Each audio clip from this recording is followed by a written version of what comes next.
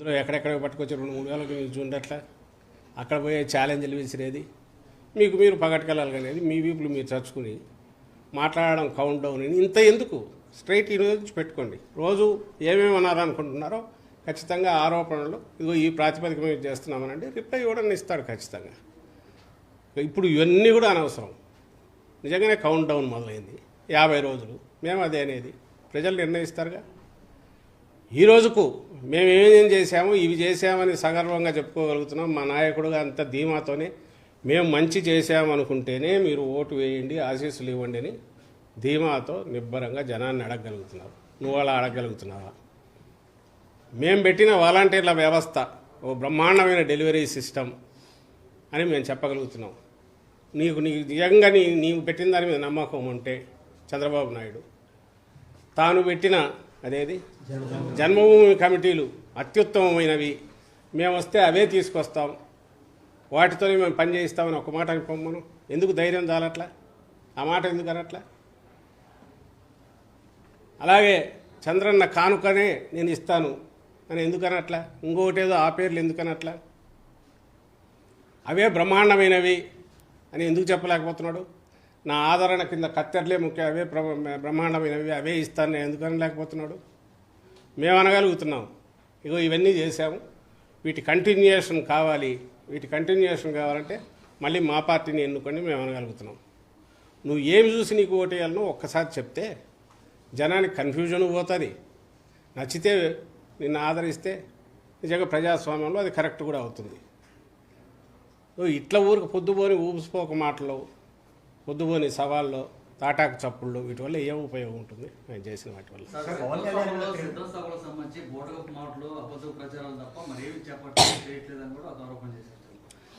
ప్రజలు చూస్తున్నారు కదా, ప్రజలు చూస్తున్నారు. సిద్ధం సభలు వాటికి వచ్చే అవి కార్యకర్తల సమావేశాలు, కార్యకర్తలు ఎంత ఉత్సాహంతో వస్తున్నారో, ఎలా రెస్పాండ్ అవుతున్నారో అది ఎక్కడి నుంచి వస్తుంది? ప్రజల్లో ఉన్న ఆదరణ వల్ల వచ్చింది. ఆ ఉత్సాహం కానీ ఆత్మవిశ్వాసం కానీ నాయకుడి మీద ఉండే విశ్వాసం అది.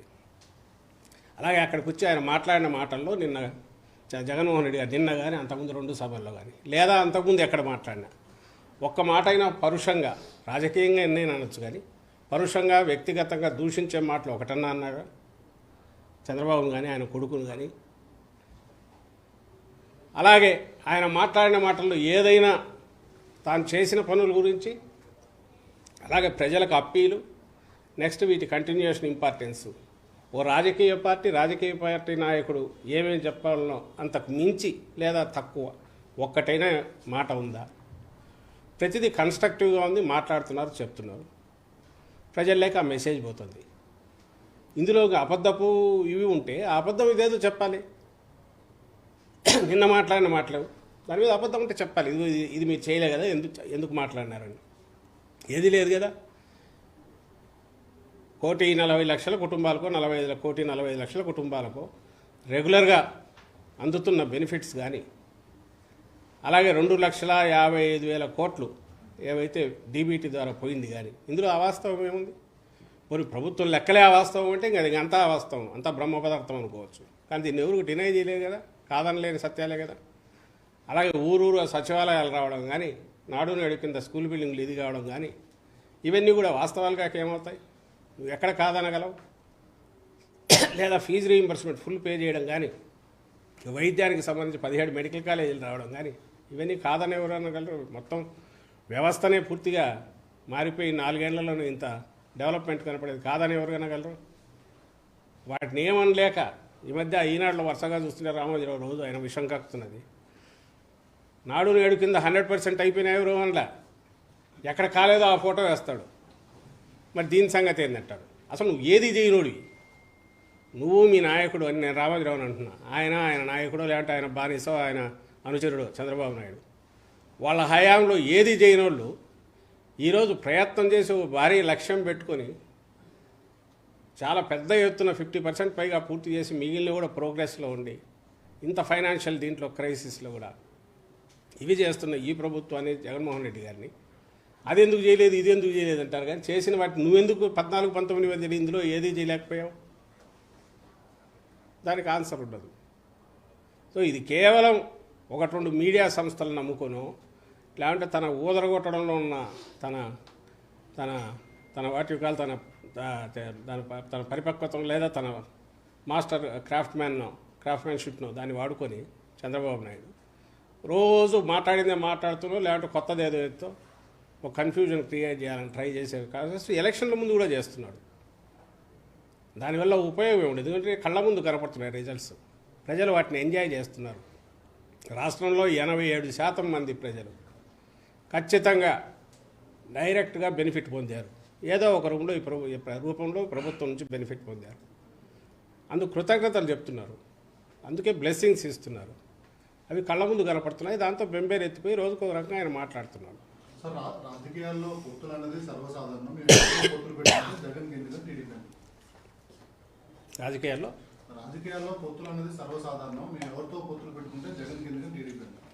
నాకెందుకు, తను చెప్తున్నాడు కాబట్టి, మేమే పవర్లోకి వస్తున్నాము కాబట్టి, జగన్మోహన్ రెడ్డి గారు ఇంటికి వెళ్ళిపోతున్నారని అంటున్నాడు కాబట్టి, ప్రజలు ఆయన చిత్కరిస్తున్నారు, పంపేస్తున్నారని అంటున్నాడు కాబట్టి, మరి అంత నీకు ధీమా ఉంటే నీకు పొత్తులు ఎందుకు అని అడుగుతున్నాం. మా అంతటా మేమన్నా ఆయన ఇష్టం ఎంతమంది కన్నా పెట్టుకోండి. కానీ అయిపోయింది, వెళ్ళిపోయాడు. ఇప్పుడు ఇంతకుముందు ఆయన పవన్ కళ్యాణ్ అన్నాడని ఎవరు అన్నారు, ఏది మేమే అధికారంలోకి వస్తున్నామని. అంత అధికారంలోకి వస్తామని ధీమా ఉన్నప్పుడు, ప్రజల్లో జగన్మోహన్ రెడ్డి గారి పట్ల ఇంత వ్యతిరేకత ఉందని ఆయన అనుకుంటున్నప్పుడు ఇంక పొత్తులు ఎందుకు, నేరుగా తగలొచ్చుగా. ఆ సీట్ల దగ్గర అంత గందరగోళం ఎందుకు, తన తమ్ముళ్ళను అంత ఇది ఇబ్బంది పెట్టడం ఎందుకు, తను నమ్ముకున్న వాళ్ళను.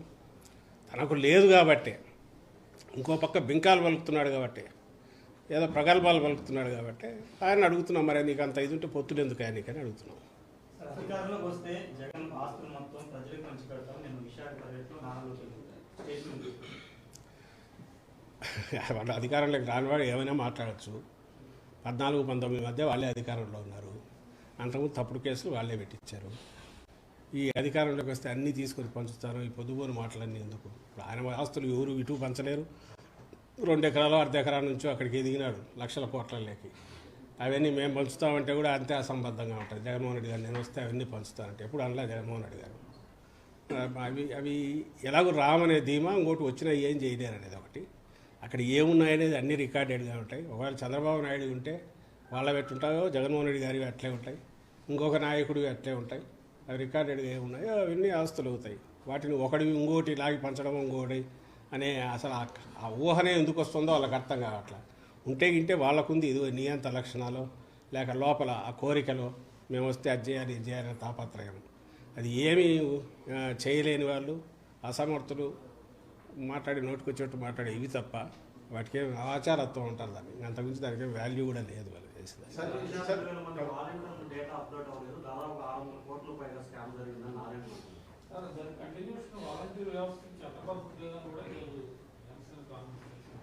వాళ్ళు ఏమన్నా అనుకొని ఛాలెంజ్ చేస్తారు, ఏమైనా చేసుకొని తప్పలేదు. కానీ ఏ డేటా 1,02,000 మంది వాలంటీర్లు డేటా లేదు, 617 కోట్లు అవినీతి జరిగింది వాళ్ళ పేరు మీద, దానికి చట్టబద్ధత లేదు. దీనికి ఏం సమాధానం చెప్తారు వైసీపీ? ఏమన్నా అర్థం ఉందా? పోనీ మీరు అడగండి. ఏందా పూర్తి విషయం చెప్తే ఏదో ఇవ్వడం దానికి ఎక్స్ప్లెనేషన్ ఇవ్వగలడు. ఎక్కడ లేదు 670 కోట్లు ఎక్కడ అవినీతి జరిగింది? అదే ఇంతకుముందు ఒకసారి నాదెండ్ల మనోహర్ అనే వ్యక్తి చెప్పాడు, పెన్షన్లలో అవినీతి, పెన్షన్లు కిందికి పంపడం ద్వారా లేని పెన్షన్లకు ఇన్ని కోట్లు తినేశారని. అసలు సాధ్యమేనా? ఇప్పుడు 3,000 అయింది, అంతకుముందు 2,700 అయ్యి 3,000 పెన్షన్ ఇంటింటికి పంపించి క్యాష్ వసూలు చేసుకుని వెనక్కి తీసుకోగలరా? గవర్నమెంట్ అట్లా చేయగలదా? ఒకవేళ అట్లా చేయగలిగితే 14 ఏళ్ళు ఆయన అదే చేసినాడా? అంతకుముందు ఉన్న ప్రభుత్వాలు, ఇప్పుడు కేంద్రంలో ఉన్న ఆ ప్రభుత్వము లేదా మిగిలిన రాష్ట్ర ప్రభుత్వాలు అదే చేస్తున్నాయా? ఏ ప్రభుత్వం అయినా చేయగలదా? ఇవన్నీ ఎవరికి ఇది చేయాలని కేవలం మీడియా ఉంది చేతిలో, ఆ పచ్చ మీడియా ఒకటి ఉంది. వీళ్ళు ఏం కూస్తే అది రాస్తారు, లేకుంటే అది వేస్తారు. అవన్నీ పట్టుకొచ్చేసి జనం కన్ఫ్యూజ్ కావడం వాళ్ళ ఆశ. కానీ జనం చూడరా, వాళ్ళకి ఆ మాత్రం తెలియదా? వీళ్ళ ఇంగితం లేని మాటలో వాళ్ళకు లోపల ఉండే ఇదంతా బయటకు ఎక్కడం, ఏవైతే చంద్రబాబు నాయుడుకి లక్షణాలన్నీ ఉన్నాయో అవన్నీ జగన్మోహన్ రెడ్డి గారికి ఆపాదించాలని చూస్తున్నారు. అవన్నీ ఆపాదించేటట్టు చూసుకొని రాయడము. దానికి మొన్నెప్పుడో నాకు నవ్వు వచ్చింది లోకేష్ అతను మాట్లాడుతుంటే. ఎప్పుడో రాజశేఖర రెడ్డి గారు 99 తర్వాతలోనూ అపోజిషన్లో ఉన్నప్పుడు చంద్రబాబు నాయుడుకు శాపం ఉంది, ఒక్క నిజం చెప్పినా ఆయన తల ఈ ముక్కలు అవుతే ముందు శాపం ఉంది. లోకేష్ ఆ మాట జగన్మోహన్ రెడ్డి గారి గురించి అంటున్నాడు. బహుశా అప్పుడు పిల్లోడు కాబట్టి తనకేం గుర్తున్నట్లే. మా నాయన గురించే అప్పుడు రాజశేఖర రెడ్డి గారు అన్నారని గుర్తున్నట్లే. ఆ మాట జగన్మోహన్ రెడ్డి గారి గురించి చెప్తున్నారు. ప్రపంచం అంతా తెలుసు అబద్ధం నిజం చెప్తే తల చెక్కలవుతుంది అని. చిన్న పిల్లోడిని అడిగినా స్టేట్లో మనం క్వశ్చన్స్లో ఎక్కడన్నా అడిగితే ఎవరంటే చంద్రబాబు నాయుడు అంటారు. అంతగా అందరికీ తెలిసిన వ్యక్తి చంద్రబాబు నాయుడు. ఆయన కొడుకు వచ్చి జగన్మోహన్ రెడ్డి గారి గురించి అలాంటి ఇది చెప్పాలనే ప్రయత్నం చేస్తే ఇప్పుడు అర్థమవుతుంది. ప్రతిదీ మీరు ఏదన్నా చూడండి, వాళ్ళు చేసినవన్నీ మాకు ఆపాదించాలని వస్తుంది. ఓట్ల గురించి ఈరోజు ఓట్లు ఒకటోటి కెలికితే కుప్పంలో సుమారుగా లాగినాం, తీసి అవన్నీ దొంగ ఓట్లన్నీ ఉండేది వాళ్ళు. కానీ రోజు బ్యానర్ హెడ్డింగ్లు వచ్చి ఓట్లు తీస్తే మా ఓట్లన్నీ తీసేస్తున్నారో అని వాళ్ళే రాస్తారు. అలాగే కొత్త ఓట్లు చేర్చే దగ్గర కానీ ఇంకోటి కానీ హడావుడి చేసి ఒక లేని ఏదో క్రియేట్ చేయడము, అది ప్రజలు నమ్మబలికేటు ఆ పేపర్లలో రాయడము, తద్వారా ప్రజలను ఇంప్రెస్ చేయాలని చూడడం, ఇది తప్ప వాళ్ళకు వేరే పనే లేదు. దీని బదులు ప్రజలకు ఏదన్నా సేవ చేసి కానీ 4 ఏళ్లలో ఈయన ఇంత చేసి చూపాడే, ఫస్ట్ టైం సీఎం, మేము 14 ఏళ్ళలోనే ఎందుకు చేయలేకపోయాం, ఈ ఆలోచనలు మాకు ఎందుకు రాలే అనే పశ్చాత్తాపం కానీ ఇప్పుడైనా మేము చేస్తామని నమ్మవలకేటు చేసే ప్రయత్నం చేయకపోగా లేనివన్నీ క్రియేట్ చేసి అబద్ధాలన్నీ మాట్లాడి ఎట్టో అట్లా ఇది చేసి మిస్లీడ్ చేయాలి ప్రజలను అనేది నన్ను చేస్తున్నారు. ఆయనకు తెలిసిన విద్య అది ఒకటే, చంద్రబాబు నాయుడుకు అదే చేస్తున్నారు. అంతనే పవన్ కళ్యాణ్ అడిగే ప్రశ్నలకు సమాధానం చెప్పలేక ఆయన పైన క్రిమినల్ కేసులు పెట్టింది ప్రభుత్వం. చంద్రబాబు గారిని వాళ్ళ జనసేన వాళ్ళు ఆరోపిస్తూ ఉంటారు. వ్యవస్థలో ఎవరికి ఎట్లా రియాక్ట్ కావాలనో అవుతుంటారు. చట్టం అనేది తన పని తను చేసుకుపోతుంది. పవన్ కళ్యాణ్ ఎదుర్కోవడానికో చంద్రబాబు నాయుడు గారిని ఎదుర్కోవడానికో ఈ కేసులు పెట్టాల్సిన అవసరం లే. చంద్రబాబు నాయుడు తప్పులు చేశాడు, అవినీతికి పాల్పడినాడు కాబట్టి ఆ రోజు కేసు పెట్టారు.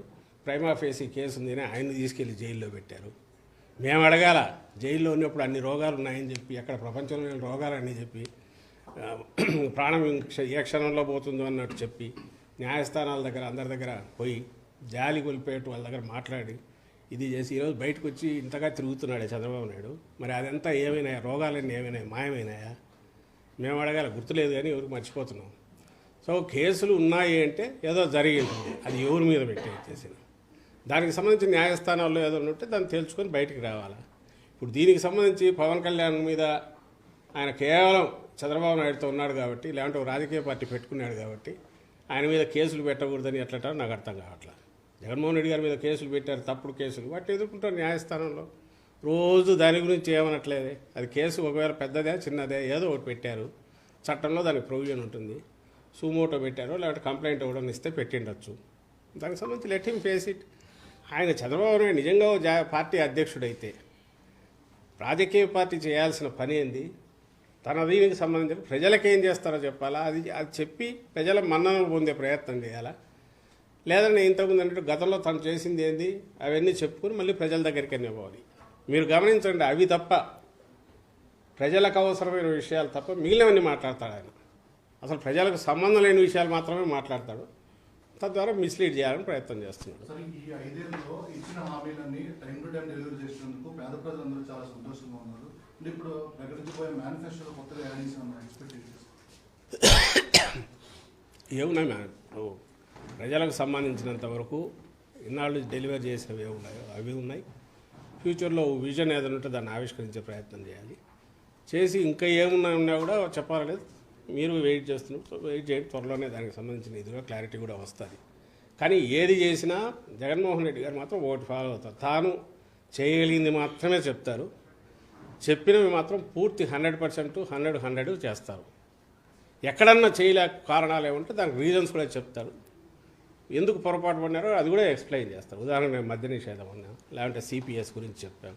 ఆ రోజు అనుకున్నాం, చేయాలనుకున్నాం, కానప్పుడు ఇది కాలేదని ఎందుకు కాలేదో కూడా చెప్తున్నాం. వీళ్ళలాగా మేము చేసినామని బుకాయించడము, లేదంటే మళ్ళీ వచ్చినప్పుడు మర్చిపోతారులే జనం అప్పుడు చేస్తామని చెప్పడం మాత్రం చేయడం. ఆయన చేయగలిగినవి మాత్రమే చెప్తాడు.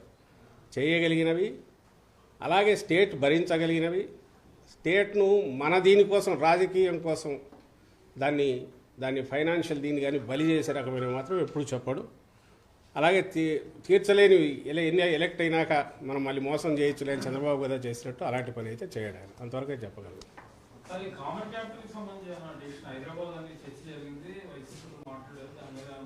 దేవుంది అయిపోయింది కదా, ఎవరన్నారు? సుబ్బారెడ్డి గారు ఒక కాంటెక్స్ట్లో ఆయన ఏదో అన్నట్టున్నారు. జనరల్గా ఆస్తులు ఇంకా తేలాల్సినవి ఉన్నాయి, అక్కడి నుంచి మనకు రావాల్సినవి ఉన్నాయి మన ఉద్దేశంతో అన్నట్టున్నా. కానీ దాని గురించి పార్టీ పరంగా అయితే ఎలాంటి ఇది లేదు. అది అయిపోయింది, అది హిస్టరీ.